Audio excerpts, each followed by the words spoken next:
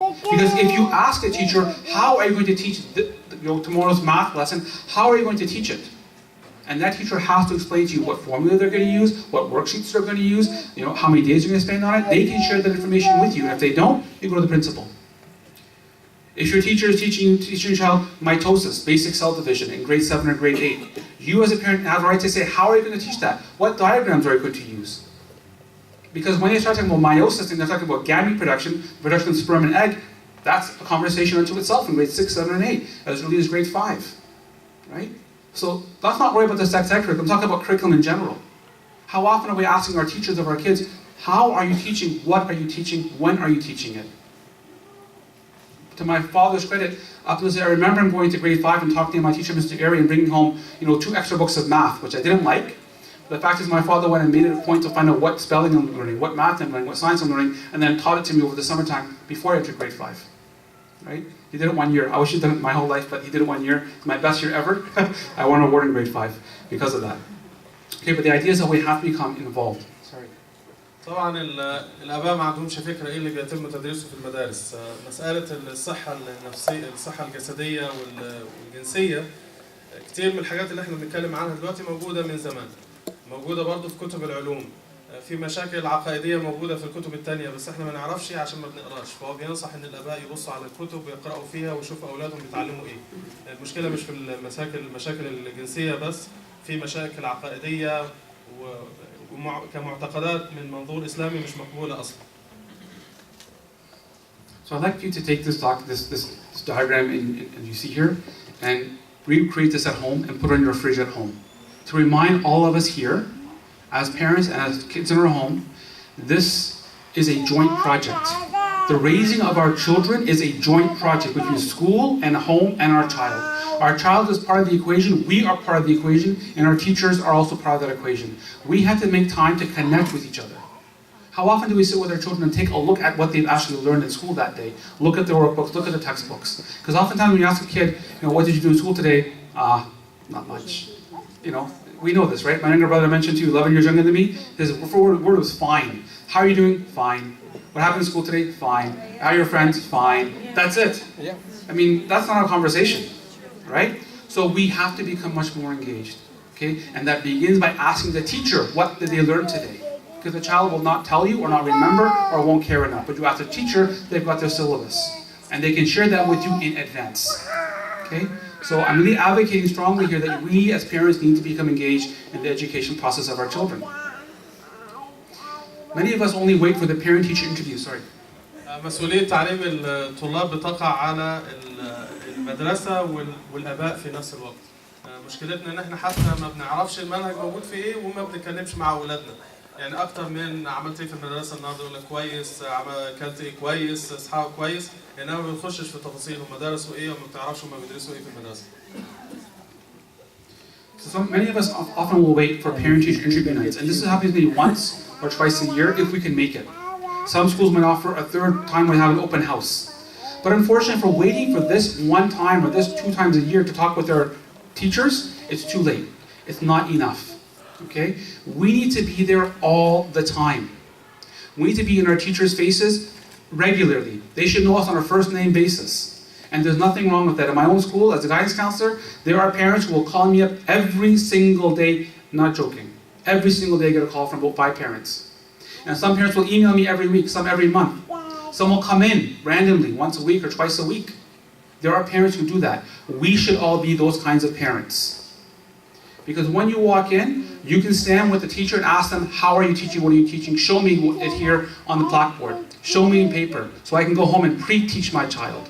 Not just for the values that are being taught, but to help our kids become the best at what they can be. Could you imagine you teach your child, pre-teach your child, if you can pre-teach your child every lesson before they go to school the next day, your child will become a genius, right? They'll know everything in advance, won't they? Yes. That's why I told you my father did to me, he killed me that summer, but I was the best student in grade 5, right? So it's very important for us to be aware of that. So there are sometimes special topics that might come up. Okay, other than the actual sex ed curriculum, there are special days. There are AIDS awareness days, there's anti-bullying days, pink days, variety of religious holidays. So these are things that will come up regardless. Okay, it's part of what happens in a school setting. Especially in a diverse school setting when teachers are in control of the classroom. They actually want to, they want their kids to learn the best they can possibly be. Well, a parent has a right to know when these special topics will be discussed. And as the sister mentioned, sometimes they'll tell you, sometimes they won't. So as a parent, we need to be proactive. We need to walk in on the first day of school and say, okay, these are all the holidays, but when are you going to teach my kids about Diwali? Because I want to go home and teach them about shirk. When are you going to talk to my kids about Hanukkah? Because the story of Hanukkah is actually it's a story around Tawheed. We can solidify Tawheed when we talk to them about Hanukkah. Right? If you want to talk to them about Pink Day, Purple Day, Anti-Bullying Day, White Ribbon Day. White Ribbon Day is very important, right? Anti-domestic abuse, anti-violence against women. This is a Muslim thing, right? This is part of our culture. So we should be aware of what's happening in our school on a regular basis. طبعا احنا كأسر لازم نكون عارفين ايه اللي بيحصل في المدارس، ولازم المدرسين يكونوا عارفينك وعارفين شكلك واسمك، وتسألهم ايه بيدرسوا اولادي، يعرفوا خلفيتك الثقافية وخلفيتك الدينية عشان يساعدوا اولادك او مثلا يدرسوهم بشكل مناسب. طبعا بيعرفوا عن طريق الاعياد بتاعتنا او هذه الامور، وده ما بيحصلش الا اذا احنا عرفناهم بنفسنا او حصل يعني في تواصل بين الابوين وبين المدارس. وطبعا بينصح انه برضه نبص على المنهج وان احنا نعلم اولادنا وان نكون متفاعلين معاهم حتى يتقدموا في المدرسه. So now, because of those special topic days, we do have a right. Okay, a parent has a right to withdraw their student from school on those special topic days, other than what the sister mentioned around the concept of homosexuality because of the issue of the Charter of Rights. But otherwise, for any other topic, they have the right to take their child out of school. But as the sister mentioned, if we're going to take our children out of school, we are then taking on the responsibility of teaching them what is being missed in school. So do so with some caution. It is my opinion as an educator, in my opinion as a parent first, that we should allow our children to be in school on those days, but only if we take the time to pre-teach them. And not just once, and not the night before, but pre-teach them all the way through. Because the curriculum doesn't just come out on those 2 weeks. Okay, everybody put your books away for 2 weeks, we're going to talk about this and that's it. That same topic is interspersed throughout every conversation they have in the playground the entire year or years that they're in public education. طبعا من حقك كوالد انه لو في موضوع هيدرسوه في المدرسه مش عاجبك زي موضوع الثقافه الجنسيه، من حقك انك تطلع ابنك من المدرسه في اليوم ده، بس برضه من حق الابن عليك انك تعلمه ايه الحاجات اللي فاتته في المدرسه، اما بعد الفصل او قبله، بحيث انه اذا راح وكلموه في الموضوع يبقى عنده خلفيه عن الموضوع. So a lot of parents feel that parents should be the first teachers. This is from actually from Toronto. This is a protest that's been going on in different parts of the province regarding what's going on with the new curriculum. And definitely parents have a right to be the first educators. But the question is, how many parents are actually being the first educators? This is the first time that the Muslims of Allah stood up and say, hey, this is an issue going on with the sex ed curriculum. We should become more aware of it, which is great. But how many of us are willing to talk to our kids about drugs? How come there's no hands over here? There should be more hands on this side than on that side. Children listen to their fathers more, especially girls, than the mothers. There's tons of studies on this. You can look at Guelph University, just finished a study in September 2014, that the girls and boys listen to their fathers 10% of the time more than their mothers. It's actually published in the Toronto Star. So there should be hands over here. How many of us are going to talk to our kids about suicide? This is from Amanda Todd. Very, very famous thing that happened to her not too long ago. Committed suicide after doing this online on YouTube. Right? If you don't know that name, that's a problem. You should know that name. And every parent who knows that name should research it and then do something with their children at home tonight. Reading, writing, and sex education. How many of us are willing to talk to our kids about reading and writing? Or take classes so we can be there with them about reading and writing? I see hands over here, but I still see no hands over here. And any man going to talk to their child about sex ed, or all the women have to do all the work? Just regular reading. Fathers. Okay? Fathers have a role to play. Fathers have a larger role to play because who is the Amir of the family? And who will stand on the day of judgment in front of Allah and answer for his family? Not the women, the men. Myself included. Man and women. Who is the Amir of the family? Sheikh. Who is the Amir of the family? The Hadith. Right? Yeah. Okay. Go ahead, I'll let you explain that. We have a few minutes left, so quickly. Yeah. يعني من أحد الواجبات على الأبوين إنه الأب يكون الأب والأم أول أساتذة بالنسبة لأولادهم، يعني ما ننتظرش لما الأولاد يروحوا المدارس ويتعلموا المدرسين، الأب والأم هم اللي المفروض يعلموا والمفروض يدرسوا. فبيسأل هل حد فينا بيتكلم مع أولاده عن مسألة المخدرات، عن مسألة الجنس أو الحاجات التانية، مشاكل مثلا الانتحار والأمور اللي الناس دايما بتتكلم عنها. فهو شايف إن المفروض الأبوين يكونوا جاهزين إن هم يكلموا مع أولادهم ويعني يجاوبوا الأسئلة اللي أولادهم بيسألوها. So, I would like to just talk, I'm towards the last few minutes of my presentation as well, and I'd like to just broaden our horizons a bit. We are all here today because of the new curriculum, and really the big part of the new curriculum, as the sister mentioned, those 6 threats that we have, and one of the major threats is the rise of homosexuality and how that's going to affect our children. That's really what we're all thinking about. That's what the protests are all about. That's what I've been seeing online from a variety of faith groups. That's the main issue. The second issue is age appropriateness, but the majority talking about the homosexual piece. So I'd like to bring this to our attention here. If we look at every book of Kaba'ir, all the books of major sins, right, the vast majority of them, you'll find this. Homosexuality is not the top. The most important major sin that we have to be aware of is shirk, right? These are the major sins. And we see where homosexuality lies in the vast majority of books. I've only checked 3 books. The Sheikh can correct me if I'm wrong, but 3 books that I checked, right? Sheikh Dhahabi is the one that I went to first. That's the most important one, right? The Sheikh from Syria. So this puts things into perspective for us. So I'd like to ask you a question. What's happening in our homes? Shirk, right? Biggest movie last summer. Avengers is out now. Biggest multi-billion-dollar movie. Shirk, all of it. But we're watching it, and we love every second of it, don't we?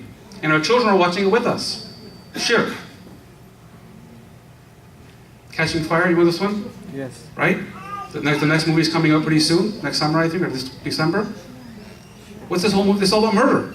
And murdering who? Children. But we love it, right? Bestseller for 3 years. That's the society that we're living in. What are our children being exposed to? This was a movie of the year 2 summers ago, right? What's this? Black Magic, right? This is the most popular TV show amongst 8 years old to 18-year-olds. Vampires. A whole thing glorifying killing people, fornication, open adultery. That's what our children are being exposed to. This boy turns into a wolf and kills people with his own teeth. That's what our children are watching. A whole show dedicated to lying. Lying, another major sin. And disrespecting parents, if you ever watched the show.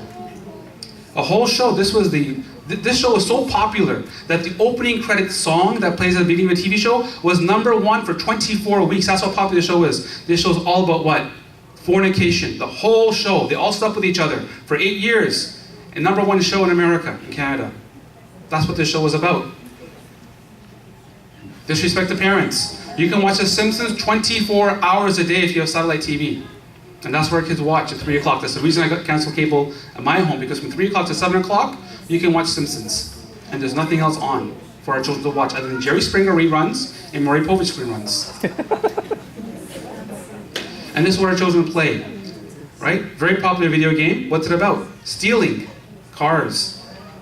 What are our children being exposed to? So what is more important? It's not about homosexuality. It's about something much greater. What are we exposing our children to? Because our children don't bring the cable in the home. They don't pay the bill. Our children don't pay the bill for the devices that we bring in our home. Our children do not pay the bill for the video games. They don't bring the video game to the home. We do. So where are our values? So the question is, as a parent, what should we do? First of all, right? What are the values that are being shown to my children in TV shows and cartoons? What am I teaching my children? Am I sitting with them when I watch these certain types of shows? What are they being exposed to? What video games are they playing? Right? Who are their friends? And more importantly, who are my friends? And I want to share this one story, and I'm only 5 minutes left. This happened to me when I was about 14 years old. And my parents had moved into Mississauga at the time. Actually, I was 15. And they had this big, massive housewarming party. And the time for Maghrib Salah came. So my father says, go upstairs and make the adhan. So I go upstairs and make the adhan as loud as I can. And I come downstairs to pray with my father. And out of probably 25 or 30 people who were there, with myself, my father, one uncle. And the entire time we prayed, we could hardly concentrate, because what were they talking about? Whether KFC is halal or haram. Where are our values? So I remember turning to my father. I was polite enough not to say anything to him at that moment because the other uncle was there. But after he left, I said to my father, who are your friends? How come we made the adhan and we go down to pray and no one joins us except for one uncle? That's horrible. So who are my friends as a parent? And what are my children being exposed to? What are they seeing? Okay. What are the conversations at the dinner table? Are we talking at the dinner table, or is everybody eating dinner at different times? Or am I pulling out my device? And we're all guilty of it, myself included, right? I like to catch up on the news when I'm eating dinner. No, but I'll give you a personal lesson. I started taking my iPhone out and started checking the news, checking email while I'm eating, and all of a sudden my daughter pulled out her book. And now she will not eat unless she has a book in front of her. And my other daughter, she has an iPad in front of her. And now the conversations have stopped. And I've been spending the last 3 months trying to reverse the process, and it is hard. So don't make the same mistake I have made. And if you're making the same mistake I've made, change it now, while your kids are young. Even if your kids are old, change it. Let the conversations happen at the dinner table, because that is where we can have a difference, right? How often are we regular in our prayers? How often do we encourage our kids to give zakah or sadaqah? How often do we talk about Islam with our children, right?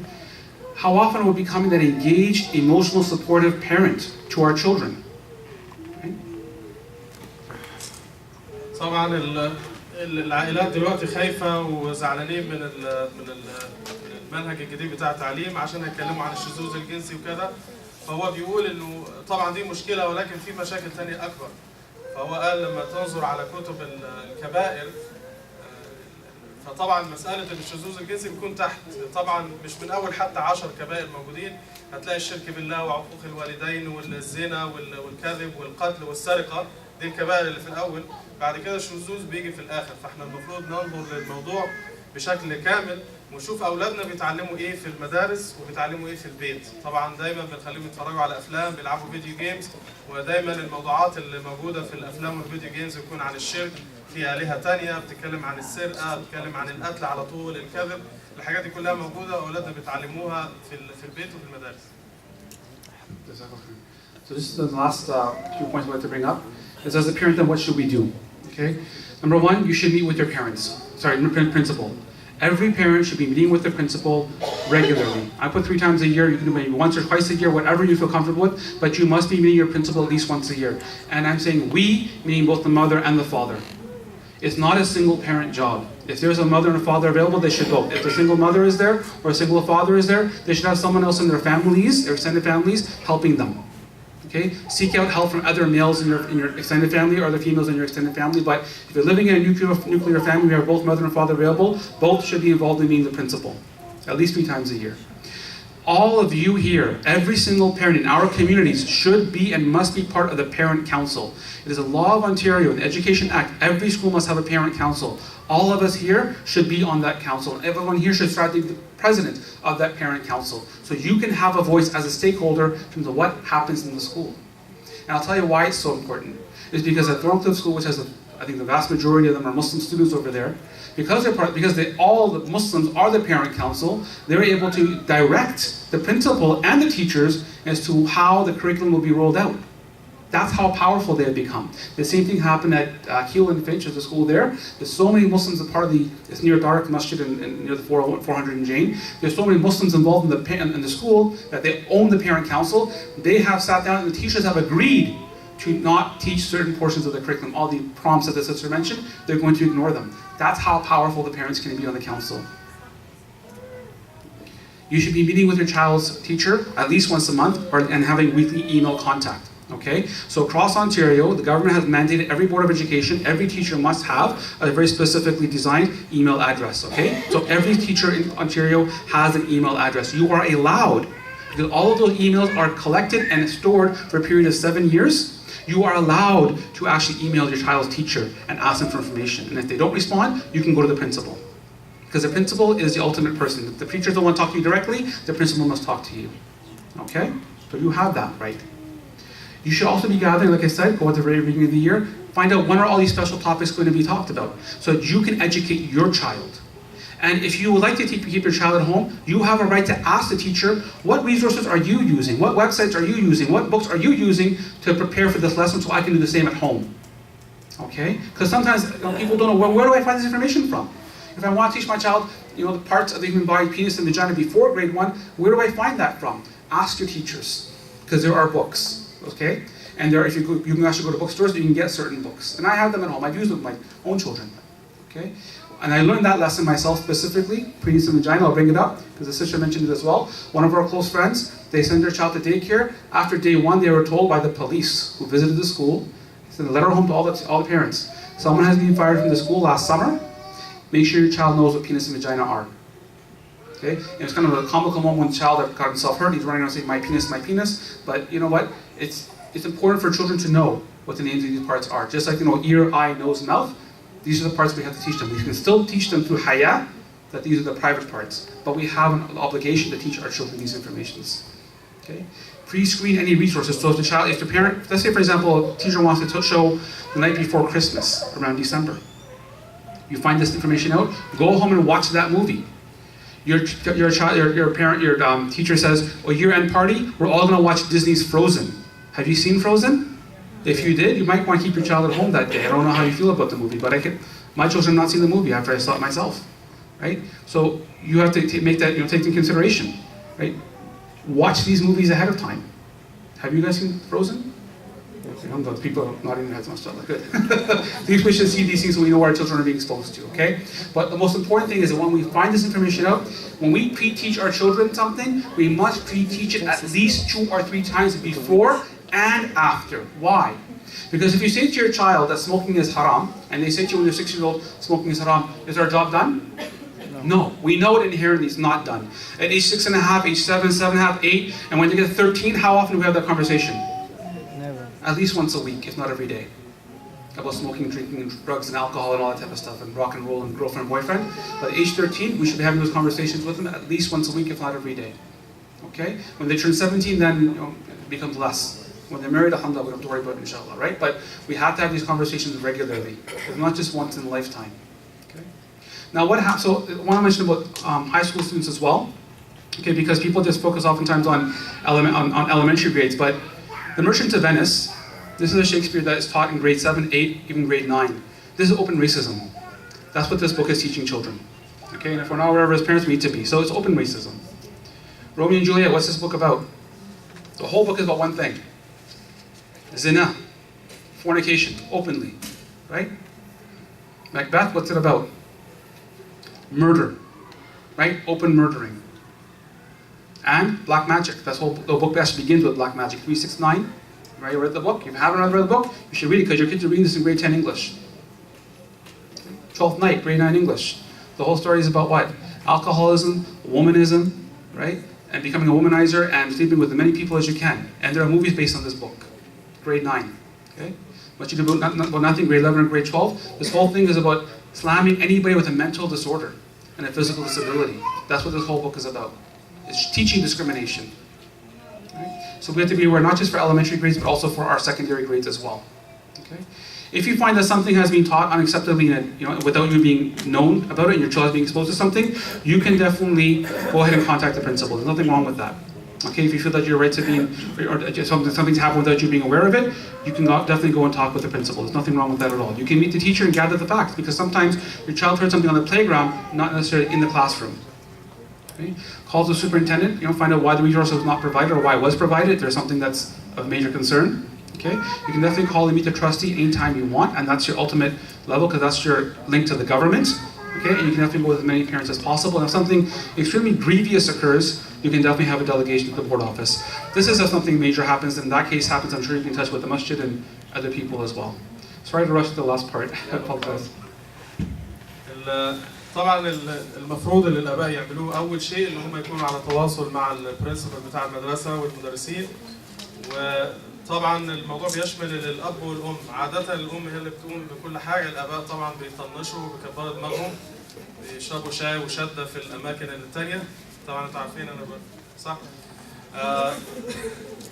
الحاجه الثانيه لازم يكونوا على تواصل مع المدرسين، ولازم يكونوا في مجلس الاباء، لانه الاباء اللي بيكونوا في مجلس الاباء اللي في المدارس بيأثروا كتير في الحاجات اللي بتتم في المدارس. وزي ما ذكرنا انه مثلا المنهج بتاع الصحه الجنسيه والجسديه وكذا في جزء منه الزامي وفي جزء اختياري. الجزء الالزامي لازم يدرسوه، ممكن تسحب اولادك منه لو عاوز. الجزء الاختياري إذا كلمت مع المدرسين وكذا ربما يختاروا إن هم ما يدرسوهوش بناء على توصية من الأبوين إن هو الكلام ده مش مناسب. فالحل إنك تتواصل مع المدرسة وتتواصل مع البرنسبل وإنك تساعد في تدريس أولادك في البيت بحيث يبقوا عارفين الصح والغلط الحاجات اللي بيتم تدريسها في المدارس. So the final message, just want to make sure everybody gets clear. The whole curriculum, not just one piece of the curriculum. Okay? Parents are responsible for connecting with teachers and with the curriculum. Okay? And ethics, morals, manners, adab, akhlaq is all the responsibility of the parent. Jazakallah khairan. Assalamu alaikum. Jazakallah khair for the very important information. Now I'm going to open up the floor for question and answer. I believe there was a few questions that were addressed to Sister Farah that were for Brother Omar. If you want to answer those first. The rest of you, please, you can write your questions down. So we have volunteers that you can write your questions and they will be brought up here. Thank you. So I'll start with this first.